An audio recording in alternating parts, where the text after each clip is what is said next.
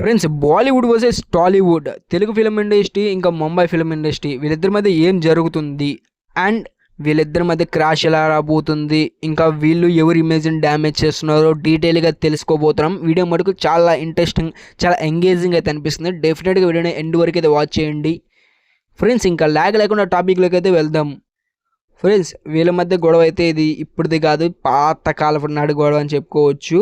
ఒకనాడు ఒక టైంలో చూసుకుంటే మన ఫిలిం ఇండస్ట్రీని అయితే రూల్ చేసింది ముమ్మాటికి నార్త్ ఫిలిం ఇండస్ట్రీ అని చెప్పుకోవచ్చు. ఇండియన్ సినిమాని మంచిగా అయితే రూల్ చేశారు. బట్ ఇప్పుడైతే సీన్స్ అయితే మారిపోయినాయి అని చెప్పుకోవచ్చు. బాహుబలి కాడ నుంచి ఇండియన్ సినిమాని రూల్ చేస్తుంది మన సౌత్ ఫిలిం ఇండస్ట్రీ అని చెప్పుకోవచ్చు.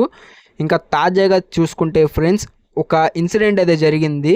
మన తెలుగు హీరోస్ ఆర్ హీరోయిన్స్ వీళ్ళ ఇమేజ్ని అయితే వాళ్ళైతే పడగొడుతున్నారు అనమాట. నార్త్ వాళ్ళు ఒక పిఆర్ టీమ్ అనే ఆటని అయితే దించారంట. అండ్ వాళ్ళైతే ఏదో ఒక రకంగా మన ఇమేజ్ని అయితే బలి చేస్తానికైతే చేస్తున్నారంట మన తెలుగు హీరోస్ది.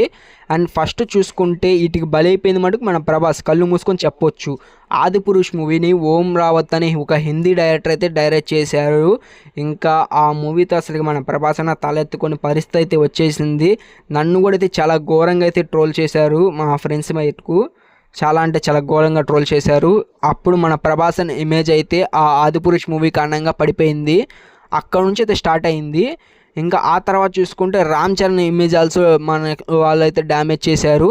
అప్పుడెప్పుడో హిందీలో మగధీర సినిమా తర్వాత రామ్ చరణ్ గారు డైరెక్ట్గా హిందీలో ఒక సినిమా తీశారు.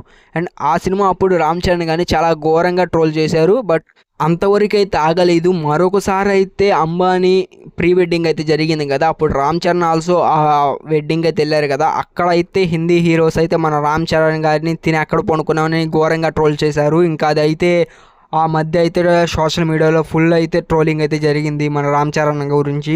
అండ్ ఇంకా రీసెంట్గా చూసుకుంటే ఎన్టీఆర్ కూడా అయితే బలి అయితే అవ్వబోతున్నారు హిందీ సినిమా డైరెక్టర్ చేతిలో పడి. వార్ 2 మూవీ తీశారు కదా, అండ్ వార్ 2 మూవీ అయితే బ్రేక్ ఈవెన్ అవ్వటం కష్టంగానే ఉంది. టాక్ బాగానే ఉంది, బట్ తెలుగు ఆడియన్స్కి అలాంటి ఫిలిమ్స్ నచ్చవు. అండ్ ఆల్సో హిందీలో కూడా నచ్చలేదు ఆ ఫిలిము.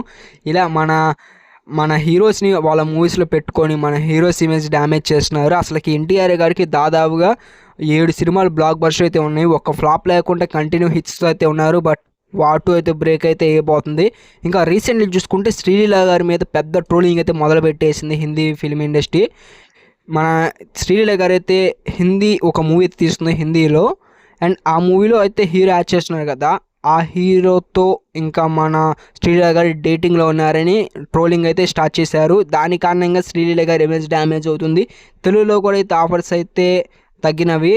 దానికి మెయిన్ కారణం శ్రీలీల గారి మీద ట్రోలింగ్ చేయడానికి శ్రీలీల గారి మూవీ చేస్తున్నారు హిందీలో. అండ్ ఆ మూవీ రిలీజ్ డేట్కి అయితే ఆలియా భట్ గారి మూవీ అయితే వస్తుంది.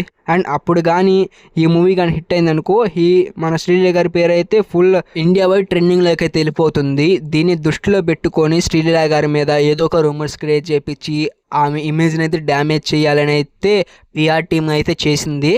ఇంకా ఇది పక్కన పెట్టేస్తే ఇద్దరు హీరోస్కి అయితే ఆఫర్స్ అయితే వచ్చినాయి హిందీ సినిమా డైరెక్టర్ నుంచి. బట్ వాళ్ళు తెలివిగా ఆలోచించి రిజెక్ట్ చేశారు. మెయిన్గా అల్లు అర్జున్ గారు, మహేష్ బాబు గారికి అయితే చాలా ఆఫర్స్ అయితే వచ్చినాయి హిందీ సినిమా డైరెక్టర్ నుంచి. వాళ్ళు అసలు ఆలోచించలా రిజెక్ట్ చేశారు. బట్ ఒక్క హీరో మటుకు వాళ్ళ డైరెక్టర్స్తో పనిచేసినా కానీ సర్వైవ్ అవ్వగలిగారు మన తెలుగు హీరో. అది ఎవరో కాదు, మన వన్ అండ్ ఓన్లీ నాగార్జున గారు బ్రహ్మాస్త్ర మూవీ తీశారు. అండ్ ఆ మూవీ అయితే ఫ్లాప్ కాకుండా, బట్ ఆ మూవీకి అంత మంచి టాక్ రాపోయినా కానీ బ్రేక్ ఉన్నాయి. నాగార్జున గారి పేరు ఇండియా వైడ్ ఫుల్ ట్రెండింగ్లోకి అయితే జరిగింది. అండ్ ఆ తర్వాత మన నాగార్జున గారి ఇమేజ్ అయితే ఫుల్గా పెరిగిపోయిందని చెప్పుకోవచ్చు. నాగార్జున గారు ఒక్కరే సర్వైవ్ అయితే అయ్యారు హిందీ డైరెక్టర్స్తో వర్క్ చేసి. ఇంకా హిందీ యాక్టర్స్ ఆల్సో మన తెలుగు డైరెక్టర్స్తో అయితే వర్క్ చేసి వాళ్ళ ఇమేజ్ని అయితే పెంచుకున్నారని చెప్పుకోవచ్చు. ఫస్ట్గా చూసుకుంటే రాజమౌళి గారితో అజయ్ దేవగన్ గారు RRR మూవీ తీశారు. ఇంకా RRR movie Indian cinema history పేరు నిలబెట్టిందని చెప్పుకోవచ్చు. అజయ్ దేవగన్ గారికి మంచి పేరు అయితే వచ్చింది. ఇంకా అంతేకాకుండా యానిమల్ మూవీ మన సందీప్ రెడ్డి వంగ గారు రణబీర్ కపూర్తో తీశారు. ఇంకా కబీర్ సింగ్ ఆల్సో హిందీ యాక్టర్తోనే తీశారు. వాళ్ళ ఇమేజ్ అయితే అమాంతం పెరిగిపోయిందని చెప్పుకోవచ్చు ఇండియా వైడ్గా.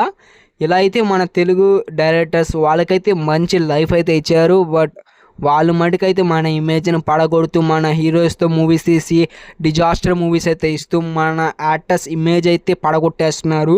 ఏ మాటకు ఆ మాట ఇండియన్ సినిమాని హిస్టరీని రూల్ చేస్తున్న మటుకు సౌత్ వాళ్ళే, ఒక తెలుగు వాళ్ళే అని చెప్తారా. But Telugu industry is number 1 industry, ఎందుకంటే ఎక్కువ ఇండస్ట్రీ టు మూవీస్ వచ్చినాయి కాబట్టి. ఇంకా సౌత్ నుంచి చూసుకుంటే ఫ్రెండ్స్, సౌత్ నుంచి మటుకు నెంబర్ 1 అని చెప్పుకోవచ్చు. నార్త్ వాళ్ళైతే ఇప్పుడు ఫుల్లీ పడిపోయారు.